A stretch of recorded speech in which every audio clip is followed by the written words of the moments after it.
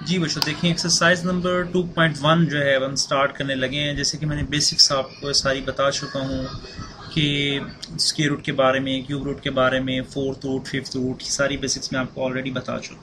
हम exercise start करते हैं। एक्चुअल क्वेश्चन जो है उनको पहले इसका टाइटल लिखते हैं, एक्सरसाइज नंबर 2.1।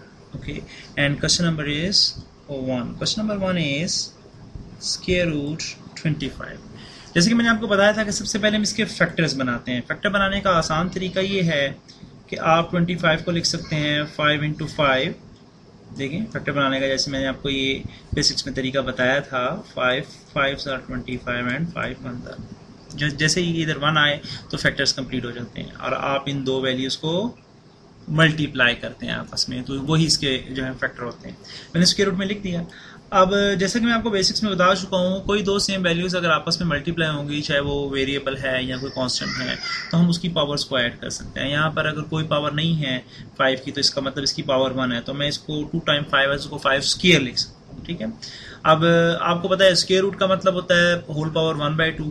आप इसको 1/2 लिख के भी कैंसिल कर सकते हैं, जैसे मैंने बेसिक्स में बताया था, या डायरेक्ट अपनी आसानी के लिए आप स्क्वायर को स्क्वायर रूट से भी कैंसिल करके इसका डायरेक्ट 5 आंसर लिख सकते हैं। दैट्स इट, ये इसका आंसर आ गया। क्वेश्चन नंबर 1 कंप्लीट हो चुका। अच्छा, अब देखिए क्वेश्चन नंबर 2। क्वेश्चन नंबर 2 में अगर आप देखें तो लिखा है स्क्वायर रूट 144।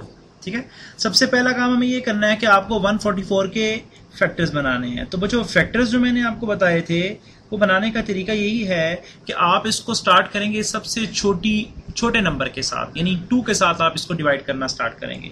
फिर ऑनवर्ड्स जैसे ही अगर 2 के साथ थी तो 3 में देखें, फिर 4 में, 5 में, इसी तरीके से 2 × 7, 2 × 2, 2 3, 2 3 6 एंड 2 6 12, 2 18, 2 9।